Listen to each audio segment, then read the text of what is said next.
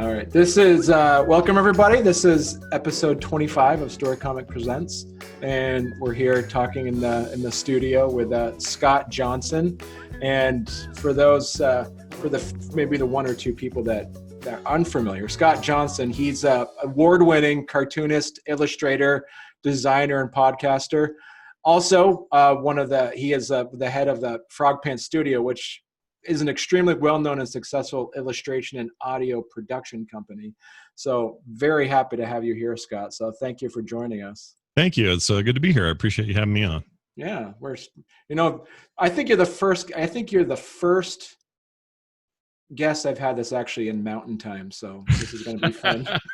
Yeah, it's nice to be over in this time zone. I guess it's like, what, 7 p.m. where you are or something? A little yeah, 7 p.m. I mean, you always hear people talk, Central Time or, West Coast or East, but Mountain Time is like a very specific, you're right there in the, very rarely do you hear some people from Mountain Time. So thank you for joining us. You bet. We have this joke on my morning show. I host, my co-host is from Denver, also in the Mountain Time Zone. And he and I like to say that the Mountain Time Zone is the only time zone that matters.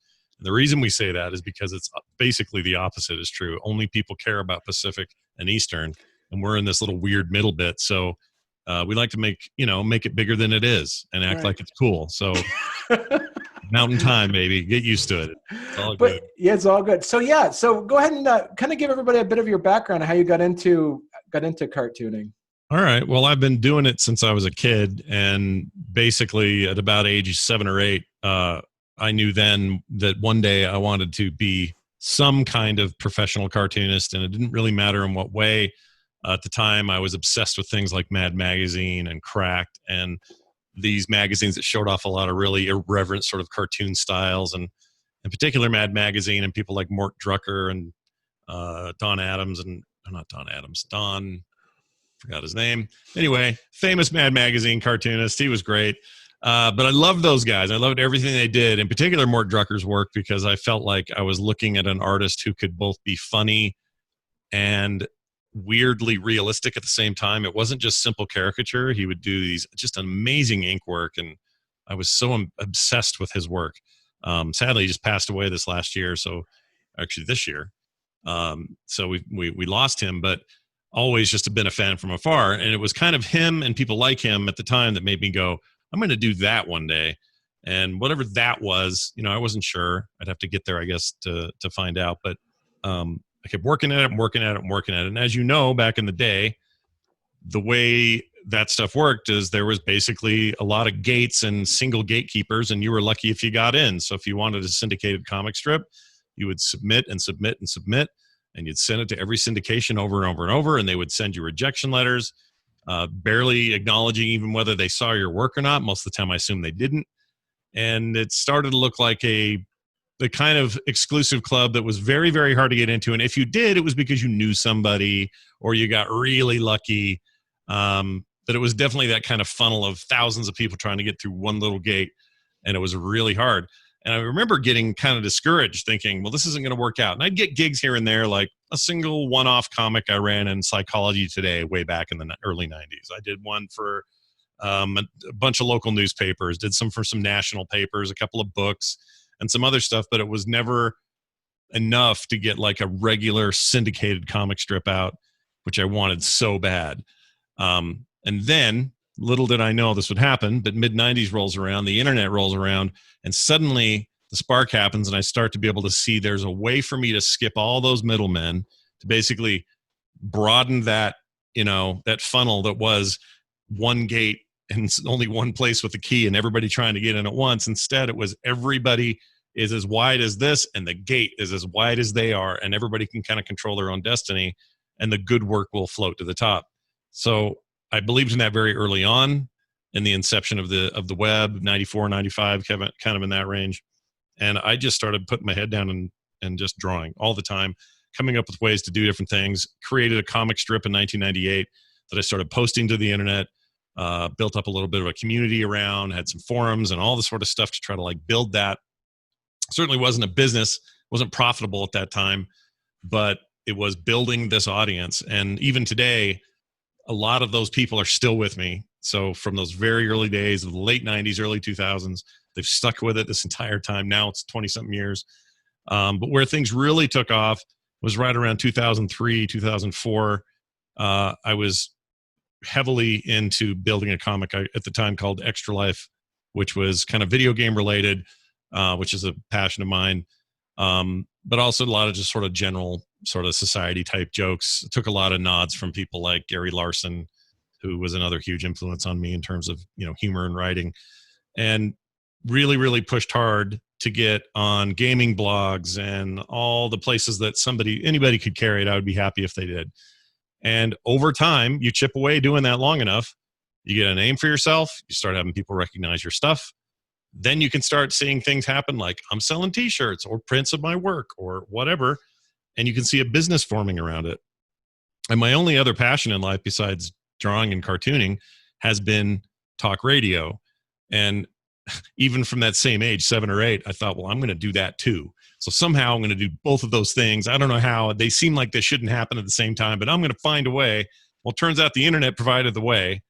And now I've got this business that I've run entirely independently for myself for, 15 years now straight. And it's all worked out great. Like I've got a big following for my art, big following for the radio stuff. They cross over all the time. Fans come from one side or the other and check out the other thing. It's a real scratch each other's back kind of skill set to have.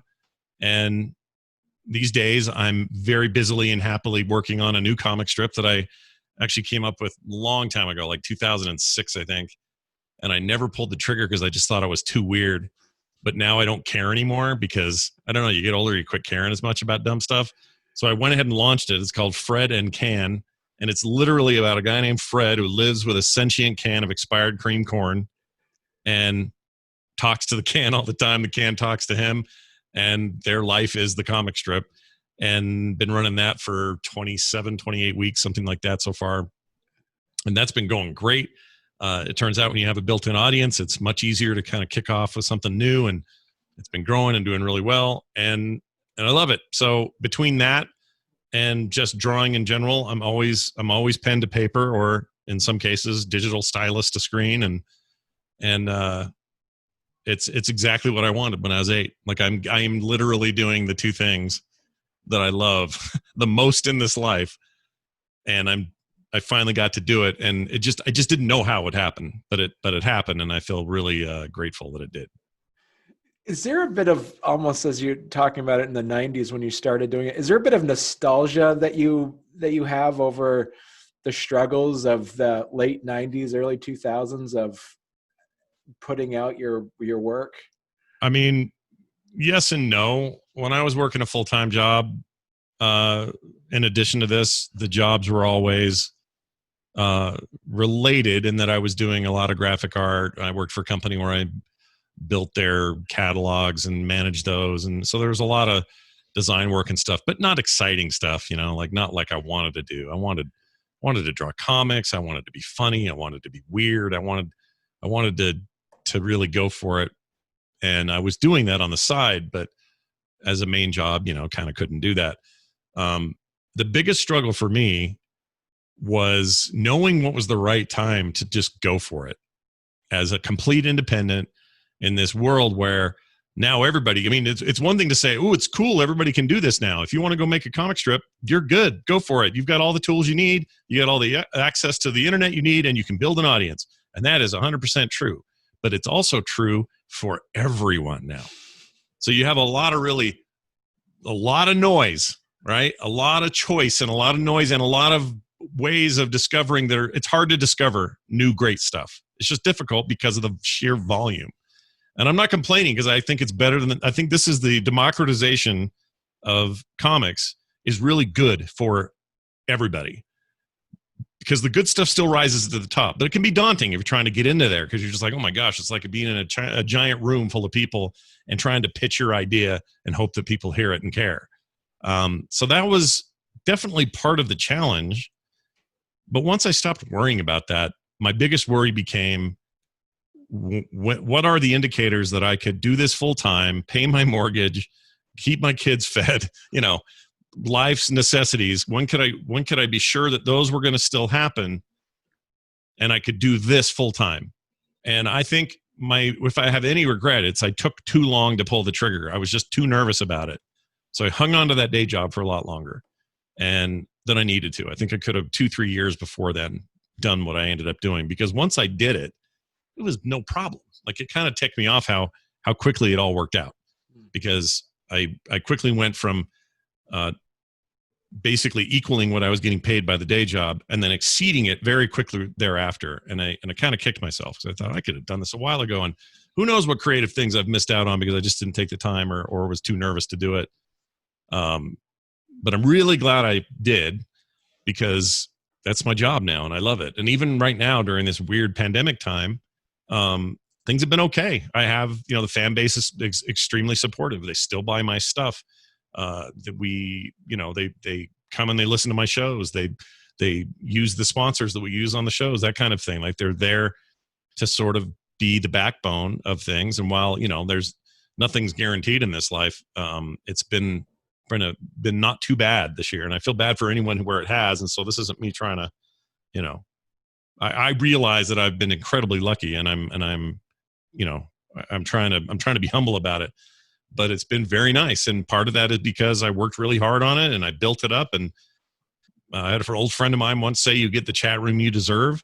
And he's right. If you build a good community and you talk to those readers and viewers and you take their feedback seriously and you go back and forth with them and let them know you're a real person, before you know it, you have a loyal following and a loyal community that are like-minded and want to support your stuff. And I wish I could have figured that all out earlier, but I'm still glad I did when I did. It all worked out. You have, what is it, the Tadpool? Yeah, we call it. So that all sprung from the morning show, which really took off and now is kind of one of the pillars of what we do. But they started calling themselves the Tadpool in reference to the Frog Pants name. So they're a bunch of little baby frogs every morning in the chat room. And they're almost an animal unto themselves. They're like a whole subset of the community that is really engaged, really active, lots of diversity among them. It's very young people, old people, everybody in between, people who are married, people with kids, single people. It's all over the map. And that's been a learning experience, because I didn't expect any of that. I just thought we'd have a show and it would pick up some speed and do okay. But that thing's turned into a bit of a beast, and it's great in all the good ways. But again, there's an example of, a project that goes well and then syncs well with the art side, weirdly, because what I'm able to do, for example, is we have a Patreon for that show, and we have a lot of support on there. And every month we send a collectible art card. You can't get any other way but through this. And that's art that I create, and I create it based on something that happens on the show or something we've talked about or some meme from the show. And so they get this full color, beautiful print every month that otherwise I'd have to hire out for this sort of thing and work with some artist with his own issues of, well, I want it to look like this and he didn't want it to look like that. Instead, I can do all my own album art. I can do all my own promotional art. I can do all my own t-shirts. I can do all my own stuff. And same thing goes the other way. I can do all the promotion and the interviews. I know what to do. I got the technical prowess. Like, I understand all the audio production side of it. And so flipping that over to promote the art side of it has also been very easy. So it doesn't, like, logically on the face of it, it sounds like an odd coupling, but it really paid off to have those two skill sets work together. Probably in the same way it does for anyone who's got things that seem like they might be too diverse, but really they help each other out in whatever the career they're doing. So yeah, like I'm really pleased with that cohesion, that synergy between the two. I hate the word synergy, but in this case, I think it actually applies. And yeah, somehow the chaos all came together and it made it work for me. Well, and I noticed that you right now you have, was it 12 podcasts that are active right now? I think I have 8 in full production, a couple that are in various stages of, like, between seasons or between production cycles or stuff like that. But I think right now we're at 8 that are active.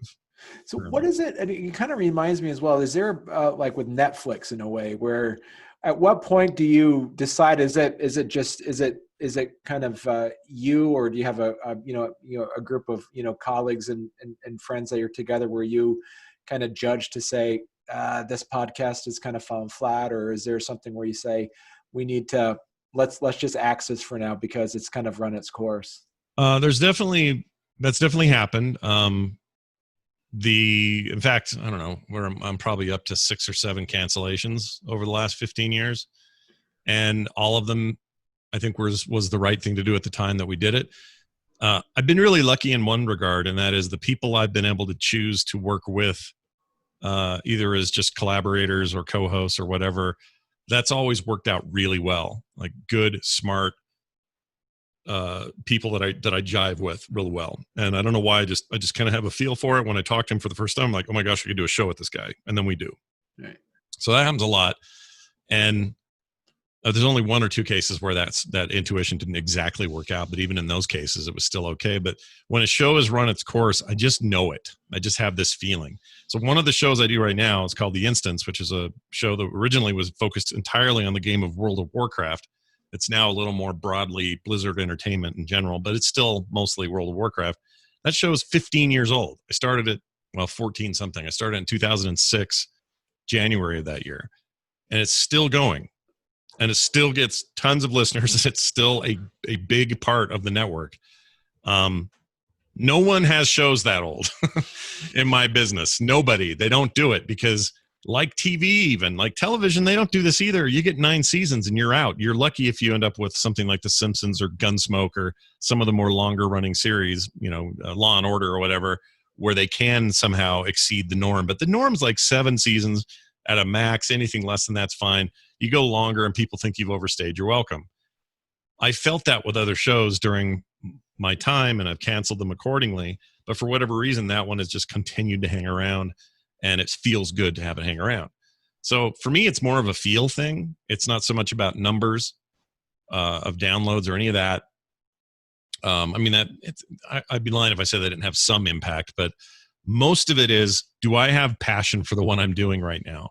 And this goes for comics too. It's like right now I'm very passionate about Fred and Can, but will there come a day where I'll be like, oh, I don't want to do Fred and Can anymore? Maybe. But I think I won't know until I feel that way. And it'll be on that timeline, not some other arbitrary way of knowing. Right. We could talk about podcasts all night. That's always fun. But what I really want to do is as you mentioned, is talking about Fred and Can. You, as you said, that was an idea that you had for quite a while. You finally sat down and put it together. And where did your inspiration for it come from? It almost looks like it reminds me a lot of like how like the Garfield strip is almost, where you have a second character that only the other person can actually talk to in a way. Right. Was that part of your inspiration? Not so much an inspiration, but I could see the comparison. I've had other people say, oh, this reminds me of John, the character John in the Garfield strip.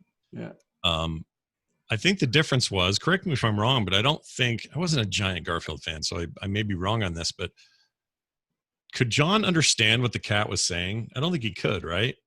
It was all about Garfield understood everything. Internal like it was more Garfield responding with his internal monologue. Yeah, you're right. Whereas John was like, he's just being an owner, and he may be looking the fool, but doesn't know it just because the cat knows it, but he doesn't. So I think that was kind of the premise there. This is different in the sense that, it's the age-old thing of a guy and a sidekick. That is kind of the overall kind of ancient structure here that everybody uses for everything. But in this particular case, Fred really does talk to Can, and he hears him talk to him. Now, whether that's real or not, that may be revealed one day way down the road. I have a way this thing ends, and people may not like it, but there's always been these questions about, is Can really talking? Because nobody else seems to understand him, except for Fred. But there's a couple of strips where that isn't 100% obvious. And so he is definitely talking to the Can, and the Can is definitely talking back to him. But whether or not that's all in Fred's head, or whether or not that's really happening and there's some sort of, magical thing happening, I can't divulge yet. But that's part of the fun, is making up this story. But really where the inspiration for me came from, I love this idea of kind of a ding-dong guy who's a bit like me, makes a bunch of mistakes. He's nervous about a lot of stuff. He's just kind of a goober in a lot of ways. And he's single for a reason because he's too much of a weird, he's just too weird and out there or whatever. And ends up finding the only solace he finds, or the only companionship he was able to find, is in a talking can of expired cream corn. That to me is enough of a premise to take off from there, because there's that side of it, which is just intriguing to me in general, and I can have some fun with it. But the other side is, I wanted to do something nobody's done yet. And everybody's done everything to death. So there's a million versions of what BC the comic was. There's a million versions of people trying to do what Calvin and Hobbes did, or what Gary Larson did with The Far Side, or any number of other very popular strips. You can name 100 other knockoffs that did it as well or worse or better, or whatever you want to say. But the originality just hasn't been there. And so for me, it was like, well, what is the most original possible take? And I started thinking about old ideas I had, and I'm like, oh my gosh, I forgot about this guy in his can. And that was it. And I went, that's it. No one's doing a thing about a guy in a can. Roommates in their apartment. Who does that? Nobody does that. So one of my main goals was uniqueness. I wanted a unique thing. Everybody does relationships and friends and groups and guys that work together, or friends in college, or whatever, all these like premises for webcomics. Nobody has a guy with a talking can of corn. So I locked it in, and that was it. Well, yeah, and I'm sure that was it. The website, probably fredandcan.com, wasn't taken. No, I found it right away. Actually, I screwed up, and I thought it was taken, and ended up getting fredcancomic.com, and then went back and did another search and went, oh crap, I just searched wrong. So I just did something out of order, and it was available. So now I have both of them. But yeah, Fred and Can is available, or was available. It isn't now. It's mine. And it was perfect for getting a domain or whatever. The other thing I really wanted to do is I wanted to make it so that it was friendly to the more social media spread of content these days. People don't really care about your website anymore. They care about just getting your content. And so making it easy to have it show up quickly and simply on things like Facebook and Instagram and Twitter and everything else was kind of paramount as well. So it has its own website. There's a place to go look at it all, but that site immediately encourages people to sign up for the RSS feed, or sign up for the newsletter and get it in your email, or check out the Instagram page. It shows up, and that one's cool because you can flip through the panels with your thumb, and all that kind of stuff. It was important to me that Fred and Can embraced that, but also felt like a good old-fashioned comic strip you might see in the paper. And I feel pretty good about how that's gone. And do you have, I've noticed that you've also too, as you talked about earlier, is that you seem to be always on the cusp of what the next innovation is. When you talked about back in the late 90s, early 2000s, when you had a webcomic out, the best way to make money is to put advertising in there, having your advertising websites. Now it seems to be more subscription based, where having a Patreon page and things like that. And as you said, having these posts, making them square almost size to make sure that they can go through Instagram. And where do you see at what point, where do you see the direction heading for folks for anybody that's listening right now who wants to get into webcomics? It's a really great question, because there tends to be a lot of philosophical discussion between cartoonists about this very issue. Most of us make 4 panels or whatever you choose in kind of a horizontal format. Why do we put the title up on this top, and then there's like a little copyright down here? Why do we do that? Because that's the way we always saw it when we saw comics and we fell in love with them. Right. Now, why were they doing it that way? Well, because they had certain rules and limitations about how much space they could take up on a comics page in a newspaper. And that process, well before digital, was very different.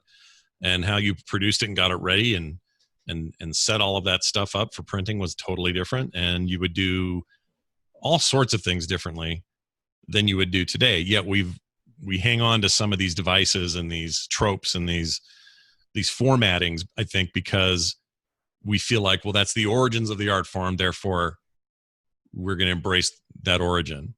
And I think it's an okay thing to do, but I also think it's a little bit dangerous to get too stuck in it. I I remember a couple of years ago, somebody was making comics where every frame was an animated GIF. So it still looked like hand-drawn, all the hand-drawn art they would do, but there'd be a little bit of movement, some flowers blowing in the background, or by the final frame, the character's eyes are bulging out, and it's doing it in a very animated way. It's an odd take. Like, it was a new way of thinking about presenting this form of art, and I embrace that stuff. A lot of people get really weird and squirrely about it. Not me. Because if you think about it, newspapers and comics, the way they used to be created, that was just the presentation technology of its time.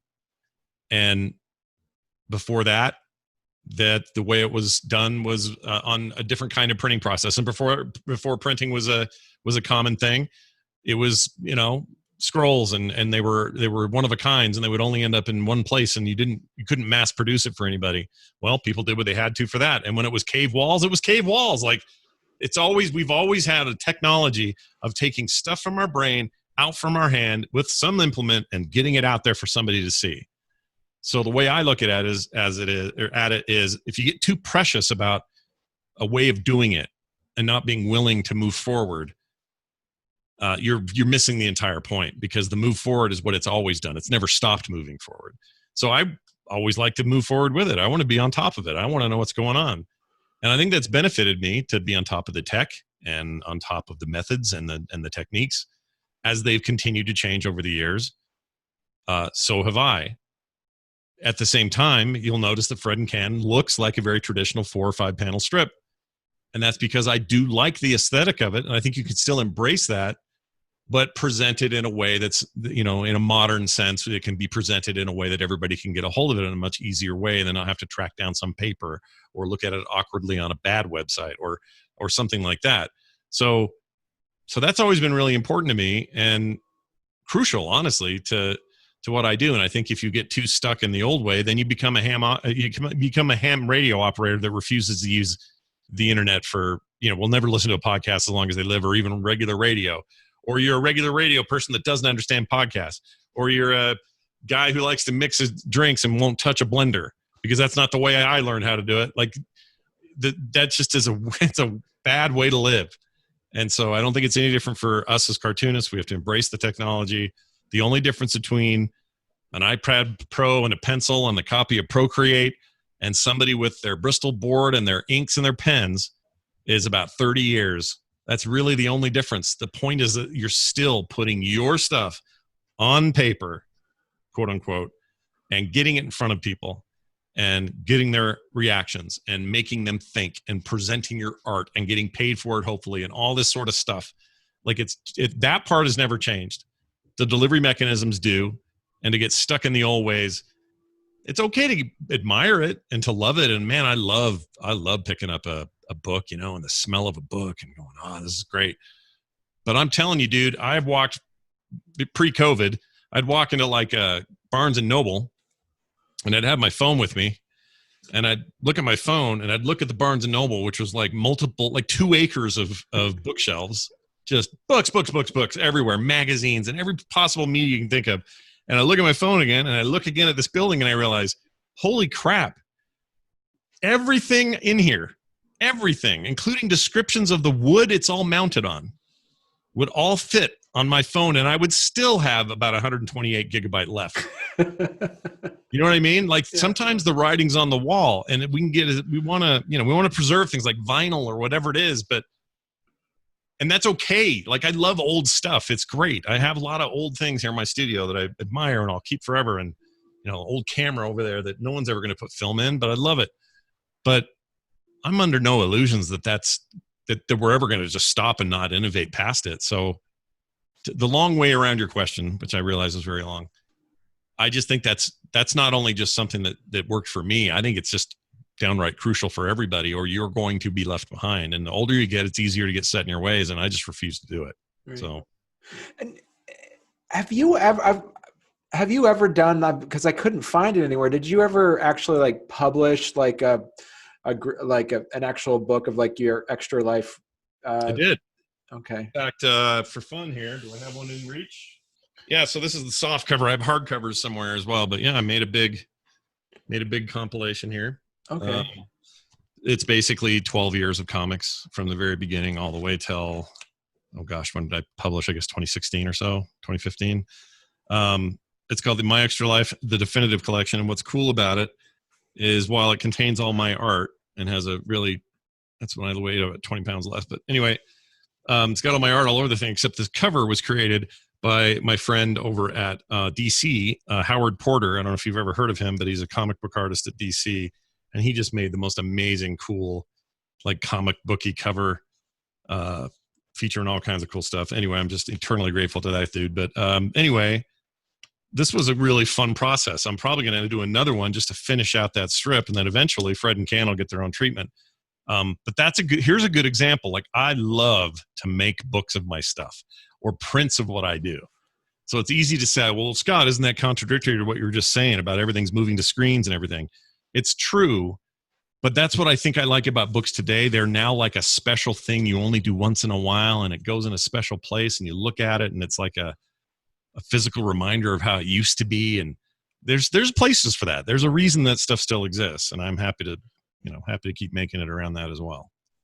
Did you do that through like a Kickstarter, or is that? This one was a Kickstarter funded project, yes, and it went really well. We ended up doing really good and funded in the first couple of hours even. And I worked with a guy who I guess you can call him I wouldn't call him my business manager. He's like my logistics guy. He helps me ship everything and do a lot of stuff. And he and I did this project together, and it turned out exactly what we wanted and sold really well. Still sells on the site here and there. I only have this one because it's got a torn little tear in the back binder, so I got all the junk ones that were like bad production. But anyway, this was a really good experience because the first time I really had done a compilation like this. And I'm gearing up to do a children's book soon, and this taught us a lot about how we want to do that. So we're going to try to take those lessons and make that happen. So it's like it seems as though, I mean, it's like wall to wall, day to day, you are doing something creative. Has there been any points to you, because now it's like actually your full-time job to kind of do what you always wanted to do and kind of follow this dream you have? Sure.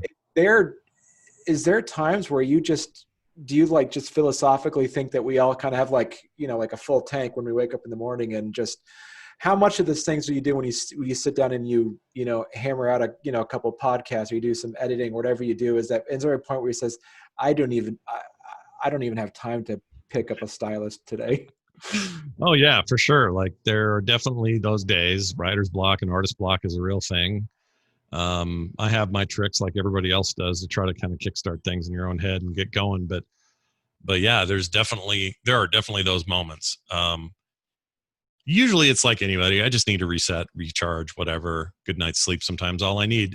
There are days where I'll just take it off and spend all day with my dog and, scrolling through something dumb on TikTok or whatever, just escape from anything that resembles work, and almost inevitably the next day I'm just fired up and ready to roll again.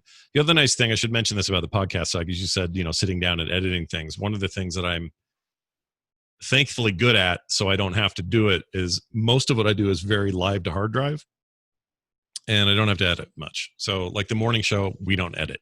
Every day we do an hour and a half, and we record it, and it's all timed with, and all the sounders and music and everything I do is all done in real time. And so by the time the production's over, I'm literally just exporting it and putting it online. That's really important to me, mostly from a time perspective. If I had to edit every day for that show, I would die. Like, there's no way I could do it. There's no way. So there's a certain value in getting really good at the workflow. And this is true for art as well. Just get to a place where you're just fast, not at the expense of the work, but you're fast at aspects of the production so that you can move on to the next thing and not be bogged down in editing, or in the art case, just spending too much time tweaking things or whatever. Like, what you want, you do it, and you go to the next thing is kind of how I work. So you have, because of your podcasts, and do you actually have, pretty much like a schedule, like, every Monday, Tuesday, or however it works, that you say, that you have to do this, you have to do that? Yeah. So most weeks that's true. Once in a while, there'll be something, well, like this interview comes up on a night, which is normally It's Thursday. Yeah, Thursdays I usually would be recording for a show that I'm in between production cycles on, and so I don't need to do any right now. So it caused a nice opening. So other than those blips in the difference, it's very much like Monday through Thursday, up, do a little show prep, get the morning show on and out. We do it live as well. We have like 1,000 people listening and watching live, so we try to prepare to have a pretty good visual presentation for that. And then once it's done, post it. Then I kind of know when the next thing is. I have various meetings with clients. Like if I'm doing some commission artwork or something, I may have a call or whatever, but it's pretty structured. Yeah. And I try to keep it as much like a business day as possible. There are definitely times where that doesn't work very well. I've got a later show on Wednesdays. That means I'm recording later at night. Fridays, I get to do a lot more art time than usual because I don't have a lot scheduled for shows. So pretty much first thing in the morning until about 3:30 or 4, that's usually a day I really cram a lot of art in. And the weekends, I have a D&D show on Sundays that goes for 3 hours. Saturday, I have a film show I do in the mornings, but I try to keep those 2 days somewhat open for my family and, make sure I'm not a total zombie down here. So, and as an art, because it's the challenge also is, in a way, as you mentioned earlier, as independent creators, where you don't actually have like a publicist or any of these stuff, that you also kind of have to wear two hats. You have to wear your business hat and also your artist hat. Mm-hmm. At what point are you able to, because you can never schedule inspiration. Do you kind of have like a note of your phone or something where there's a great Fred and Can idea that might pop up that you're like, oh, I'm going to lose it if I don't write this down? How does that work? All the time. Usually, so I don't want to wake my wife up, so I don't do like voice messages or anything to myself. That would be the easiest thing, is I could just turn around and go, to my Amazon Echo or something and go, write down this idea and tell me tomorrow at 4 or whatever, that would actually be great. But instead I have a sketchbook next to my bed on my bedside table all the time. And I'm not doing full art in there usually, sometimes doodles, but if like the other night, I woke up at 2:30 with it, what I thought was a genius idea. It just seemed so funny. And I was sure it was going to be just a huge hit. So I got up, kind of groggily wrote it down, looked at it again, make sure it was okay, and then went back to bed. Woke up at 6:30 the next morning, or that same morning, grabbed the book, and I couldn't make heads or tails of what the crap I'd even written. I don't even know what it was. Like, it wasn't funny, and B, it didn't make sense. And it was probably just some weird fever dream kind of dumb idea that I had at 2:30. And that didn't work out. But there have been plenty of other cases where it does, and I'd much rather have them written down. And I also have a lot of software I use on various computer systems where, depending on what I'm in front of, where I can quickly, like there's an app for the Mac, for example, called Things, which is kind of a getting things done kind of app. One of the things I like about it is that it's always just a keystroke away from a quick idea. So if I'm working in something else, all I got to do is like command spacebar, and bam, a window's up that I go, work on this idea, blah, blah, blah, and then hit enter, and it's out of my mind, out of sight, but it's in a little box that I can go to later and dig through. Oh, wow. Okay. So I do that a lot. And I think that's been a real key for me, because idea dumps are valuable in two ways. One, you won't forget it.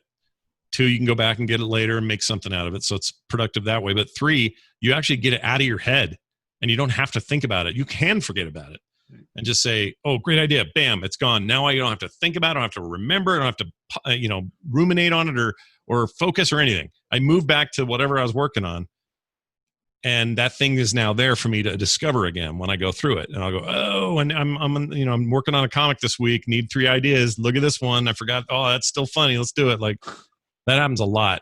And it's with everything that I do, with art, with shows, with whatever. So I've gotten pretty good at that over the years, and it's been an important part of my workflow.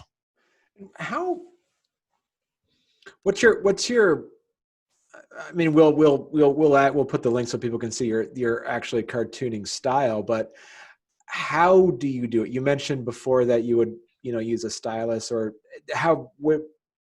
what's your process of what do you actually use? What kind of programs do you use? And do you use like a Wacom, or do you use like your Procreate? How do you create your Fred and Can, for instance? So it depends on when you ask me, but right now, so sometimes what'll happen is I'll I mean, literally I can do a sketch on a napkin at dinner because I just have it in my head and I want to see what it looks like or whatever, just some quick drawing. A lot of times I'll like it enough later where I'll take that napkin and take a picture of it and basically scan it and pull it in like I would, a pencil, and then ink on top of that digitally. I'll do that a lot. Most of the time with Fred and Can, though, the concepts are words before they're visuals. So it's stuff I've written down. And sometimes it's even multi-frame dialogue. I'll have it all kind of written out somewhere, like this notes app I was telling you about. I'll go back to that, read through it, edit it, make sure it's what I want it to be. And these days, here's what my process used to be, and it's changed a lot over many years. So this is just the most recent change. Okay, so we talk about changing all the time. Here's my most recent change. I have a Wacom 24-inch tablet, Cintiq, sitting over there right now. It's gathering dust, and I'll explain why in a second. But that was my go-to. So if I was going to work, get down here, get on the computer, get the Photoshop up, get going. It was always in Photoshop.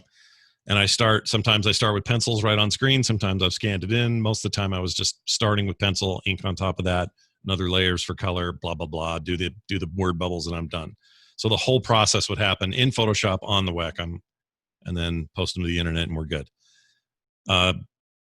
That all flipped for me in mid or early 2017 when I got my first iPad Pro and pencil. And at the time, and it was brand new then for anybody, it was just a new product. And at the time, it had the promise, but nobody knew for sure, but it had the promise that Microsoft Surface stuff was supposed to be the promise of, and didn't never quite deliver, or any other portable device type drawing device, of the portability being there and the multi-use being there, but also having really good tools, really good software, great pen to screen, latency, that sort of thing. Nobody had nailed it. iPad Pro nailed it. And I don't even know if they know they nailed it. Like there's every day goes by where I'm just a little nervous. Nobody's told the higher ups at Apple that they killed it in this regard. So keep going, because I'm not sure they know. I'm sure they do, but there's just this weird fear I have, because I don't want them to change it, because they really nailed it. The latency is virtually undetectable. So it is the most like direct, what I do is what I see immediately kind of experience. Yes, it's smaller than a 24-inch, but with pinch and zoom and stuff, it's not, it doesn't really matter. You can go in as tight or as far out as you want to be. And then along came a piece of software called Procreate, which has been around for a while, well before the Pro. But Procreate really dived in once this hardware came out. And now, as far as I'm concerned, and there are a lot of other options, so people are going to have different opinions, but Procreate is the most versatile, awesome art app ever made. And I love it. It was made by artists. These guys know what we want for tools. It supports way more than just standard drawing or painting. You can make anything from full-blown, big, beautiful, printable illustrations to simple comic strips to everything in between. It has text features now, so putting in word bubbles is no problem if you're just doing that with a font or whatever. And so now my process went from got to come down here and turn on everything and use the whole thing and hope Photoshop doesn't glitch and all that other stuff. And quite frankly, the Wacoms aren't great with latency. They're okay. They're better than most, but this killed it. It just destroyed it. So once I started using that, it was like, I can't go back. It's so much. It's so good. And I can do it anywhere. I can take it outside on the porch at night, turn on the lights or not, and draw and lose myself and be completely portable, 100% untethered, and still get the same work done or better. And so from top to bottom, my strips right now are all created from start to finish in Procreate.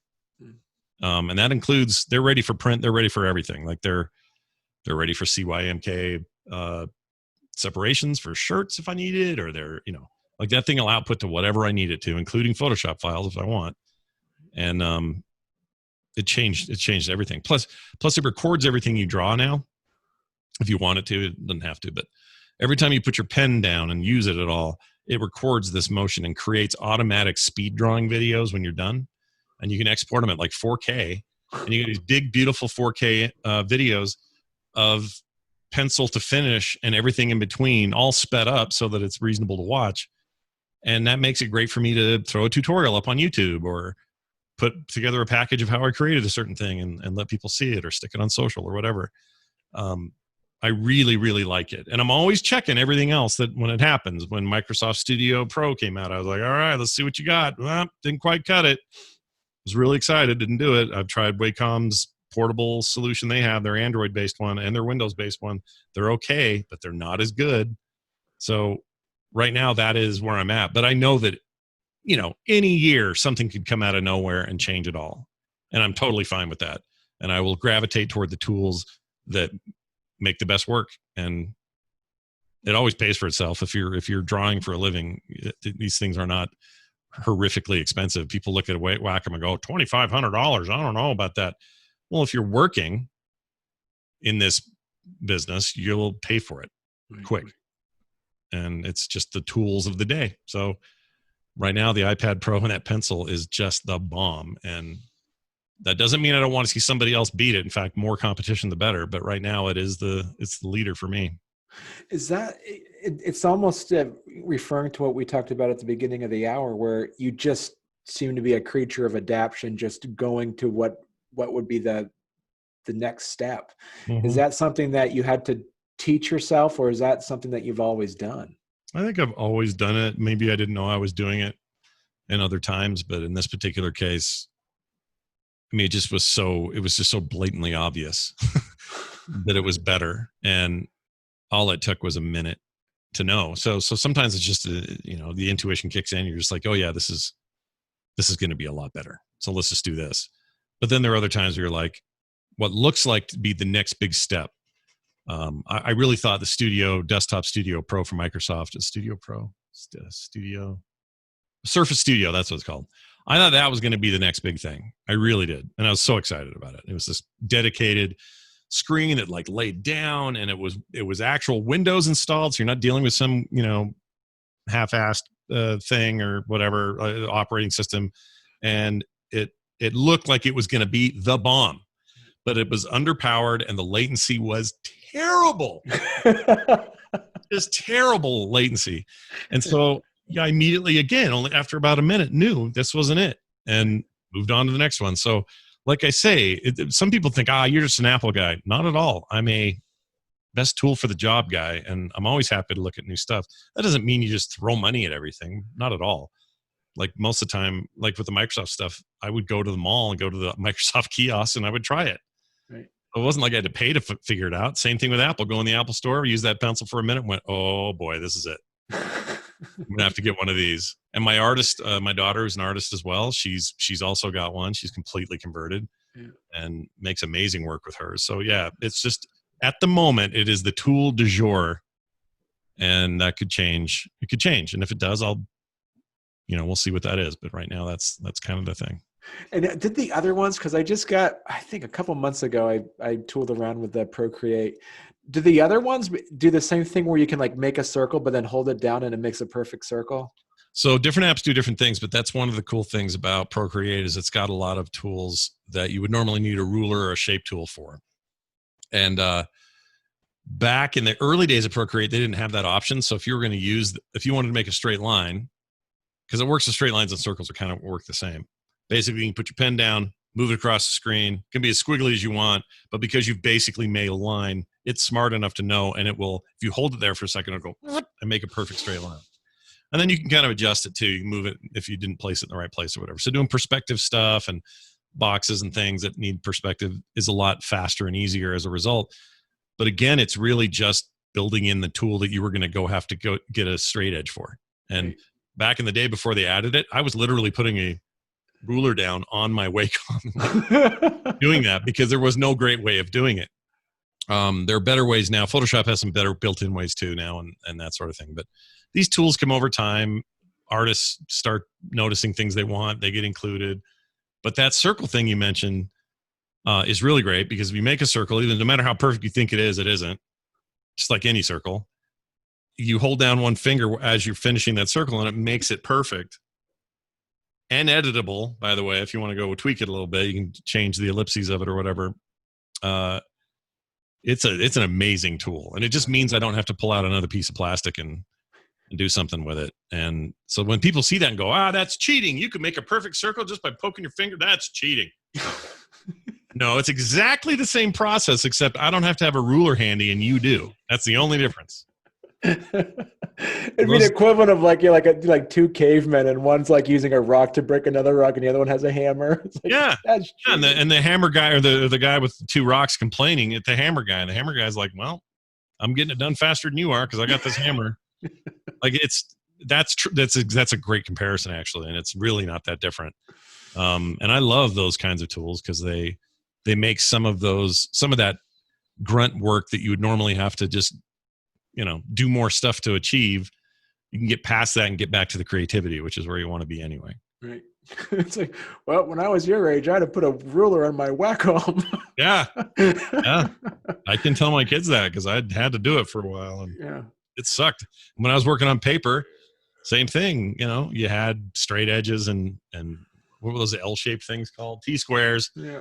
All that stuff. I haven't used T-square in so long, I forgot the name of it, but those seem like the bomb at the time, and then things get better and easier and smarter, and happy to be there in the front of the boat. So we're at the top of the hour now, Scott. So one last question for you. I wanted to. You've been almost pretty much right on for the last 14 years or so. What's your prediction? Where do you see cartooning happening in the next 5 years? Oh, that's such a great question. I mean, I always worry there's a generation of kids coming up who won't appreciate it as an art form, but then I'm wrong because they'll all dive into manga, and manga is just comics, right? That's just comic strips. And comic books in general kind of have an up and down curve all the time anyway. So now we're at a time where we think we're done with comics because now the adults have all grown up and they want MCU movies based on the comics they read when they were kids, and they're super hits and everyone loves to see Endgame and all this, these Marvel movies and DC stuff and everything. And I start to worry, does that mean comic books are going to slow down and go away? Well, no, the opposite kind of happens. Kids see this stuff writ large on the screen, and now they want to know where it came from. And then they start discovering new stories they didn't know existed. And then the art form has another resurgence. So that's just comic books and comic strips and cartooning in general. The trick now is grabbing people with something funny and relatable as quickly as you can. Because again, the internet is click, click, click, click, click. I'm scrolling. I don't have time to be told a whole story. Nobody wants to read too many paragraphs. They just want to go, go, go, go, go. And so the challenge right now is to do things that will catch attention either through the art itself that really grabs you visually, or they can quickly tell a story, or the premise is just so weird, like a dude in his can of corn, whatever, that they'll stop for a minute and they'll read it and they'll go, oh, this is awesome. And then they can quickly say, subscribe to this. Show me this every time it comes up. Notify me on my phone when it happens. Like that's the trick now. And if you're thinking about those things, it doesn't change the art. It doesn't change your vision. It just means you're savvy about how people are going to get it. And I think that's really important right now. So I think the future still includes this art form and delivered in lots of new ways, but it will always come down to somebody who's being creative and putting their work out on some form of medium. And whether that's paper or a VR experience that you're creating with your brain, if that's the future, fine. It's still the same process, and we're still as people consuming that stuff because we are intrigued by it. So I don't think it ever goes away. And I just think the tools will just keep changing, and there'll be a whole nother generation of kids who come up and grow into adulthood doing it a new way and a different way. And then they'll be challenged on the ways they do it because the next generation will have their way. But we've had it forever. We've had it from those cavemen forward. I don't see any reason why it stops. Right. Okay. Well, thank you very much, Scott. And for those, you can find Scott at frogpants.com. That's kind of like your main site right there and you have all your podcasts on there. You have all of your artwork on there, your store as well on there. And you have a pretty active blog on there too, which is connected to your podcasts. Yep. All the podcasts get notes and kind of manual plays in there if they want to hear them that way. And Fred and Can's linked right up at the top of the page. It's like everything I do is at frogpants.com. And if they're trying to find like Twitter and all that, it's all linked there. They can find it all. Yeah. You got Twitter, you got Instagram, you got Twitch, you got YouTube, you got everything there. Yeah. It's all there. Perfect. Well, thank you very much, Scott. And it was great talking to you. And I was really happy to, kind of pick your brain with some advice. I'm sure, any folks listening on were going to be extremely grateful. So thank you. Well, I hope so. It was my pleasure to be here, and I appreciate you having me on. And I don't know, talking about all this stuff always gets me super energized about the next thing I got to get done. So I appreciate that. All right. Thank you. Thank you.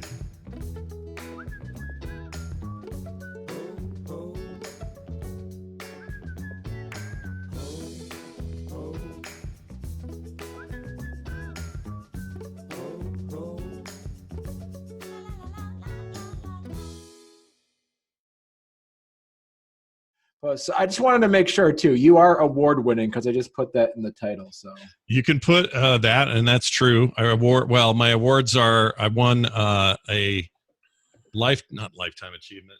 Sorry, what do they call it? Crap. Whatever it is.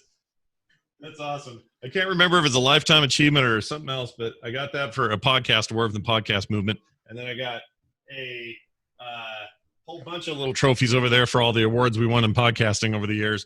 And then on the art side, little things here and there, mostly local. But yeah, I'm award winning. I think you can safely put that in. Yeah. It's safe. It's safe. I have trophies in case we need proof.